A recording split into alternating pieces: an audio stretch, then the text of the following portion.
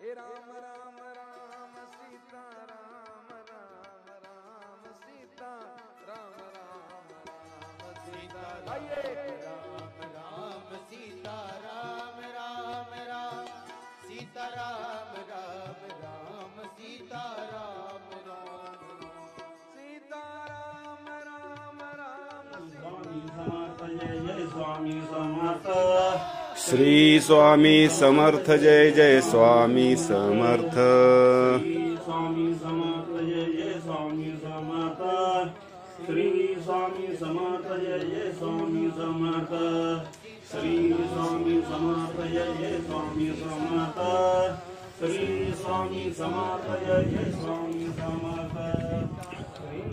हे आहे केलकासला श्री स्वामी समर्थ मठ आणि हे आहे नर्मदा मैया। बघा त्याचा व्ह्यू अतिशय सुंदर। नर्मदेच्या किनारी म्हणजे कुठल्याही अशी जागा मिळणं आणि एवढं पुण्य लाभणं हे काय कुणाचं काम नाही।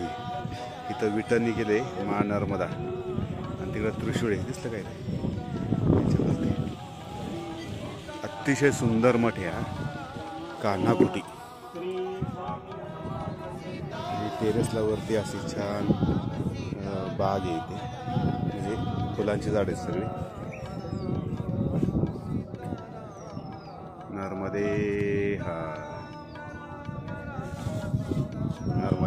खूप सुंदर।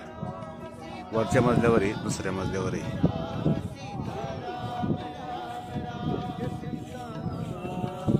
श्री स्वामी समर्थ मठ आहे ना नर्मदे हा। खूप छान अतिशय सुंदर हे श्री स्वामी समर्थ मठ गौघाट अनघोरा चनकेश्वर धाम नर्मदे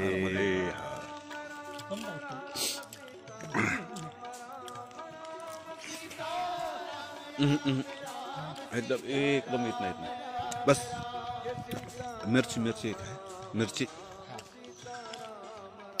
नर्मदे हा। मी आता आहे स्वामी समर्थ मठ अनघोरा बस अनघोरामध्ये आहे एकादशी सगळ्यांची। अतिशय सुरेख इथं हे काय भगर मिरची 3 खाल्ल्या मी।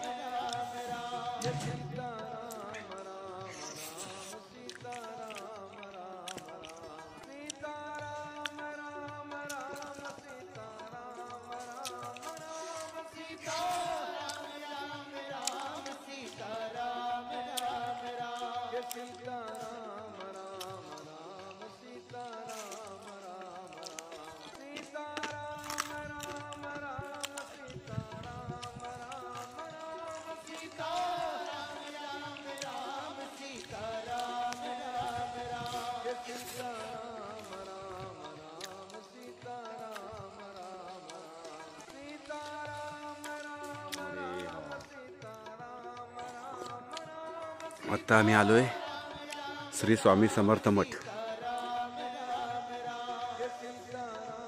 अन्नक्षेत्र आहे। इथे ही खूप सुंदर पिंड बनवली ही तुम्हाला कुठंच पाहायला मिळणार नाही। हे सुद्धा ते तिकडे खाली जनक हे केलकाचे मला वाटतंय आणि जनक राजाची तपस्याभूमी ही आणि यज्ञभूमी अतिशय सुंदर आहे। बघा ना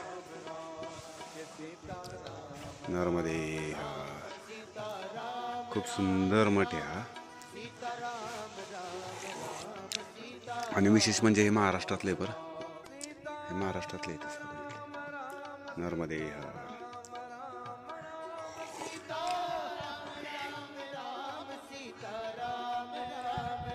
नागरिक सगळं एकदम स्वच्छ घेतलेले नर्मदे हा। तिथे लाईट आहे बघायची फक्त।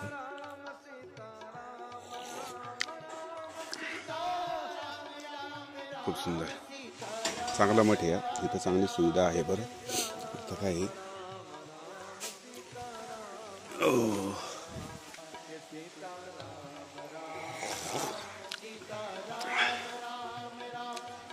महाराष्ट्रातला आश्रम आहे, सातारचे आहेत मला वाटतं हे, आणि राहायला पुण्यामध्ये आहेत.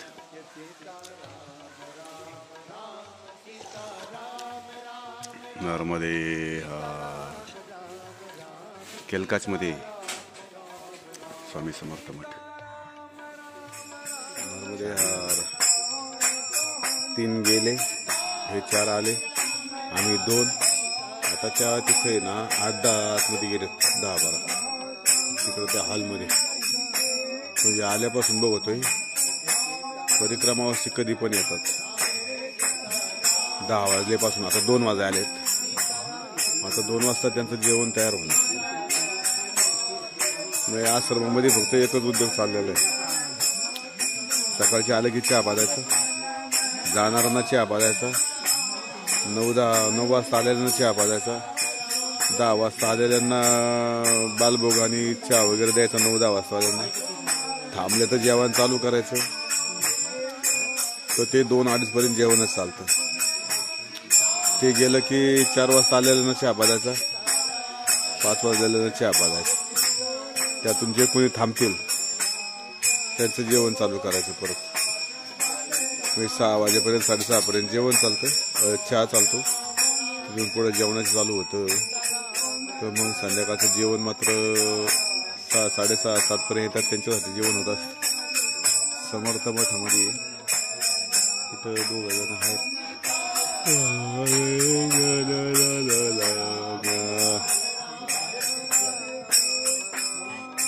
खूप छान भजन चाललंय. नरमध्ये लाकडं आल्यात, लाकडाचा ढीग लागला तिकडे पलीकडे लय मोठा. ते काम त्यांना वेगळंच आहे. ते आता नवीन आलेत नरमध्ये. चला बाबा, इथे आता 10 माणसांचं जेवण चाललंय. दुपारचं 2 वाजलेत. उशीर आलेले परिक्रमावासी आणि आम्ही श्री स्वामी समर्थ मठ म्हणून पुढे निघालोय. 15 किलोमीटर जर गेलो तर हिरापूर मध्ये जाय राजराजेश्वरी मंदिर. बघू आता.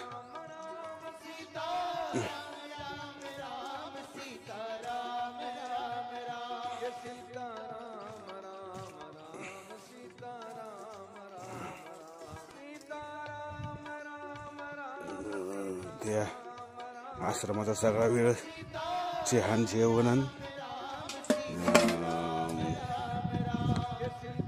बसायला टाकणे, उचलून ठेवणे, नरमध्ये हरी नरमध्ये अख्खा दिवस त्यामध्ये जातो. संध्याकाळी 10 वाजेपर्यंत भांडे घासणे, धुणे, चुरणे, ठेवणे. आलं की पुणे आलं की चहा करावं लागतो. चहा करायचा, जेवण करायचं, परत जेवण करायचं पुणे आलं की. सगळा दिवस सकाळी 6 वाजल्यापासून रात्री 8-9-10 वाजेपर्यंत नर्मदे जय हो नर्मदा माई की. ते आश्रमवाल्यानेच चालू झालं. आपल्याला 1 पाहुणा सण होत नाही, 2 पाहुणे सण होत नाही, 4 दिवस. हे 30 दिवस तेच बाबा.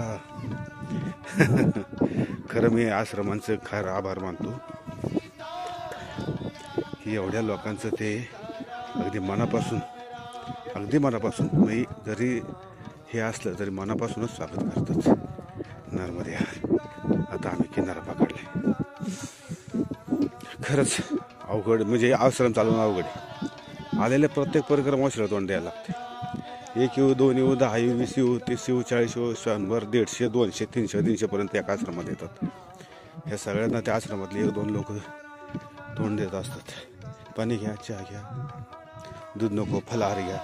फलाहार नको, आम्ही जेवतो, काही ना उपाशी, त्यांचं वेगळं, ह्यांचं वेगळं.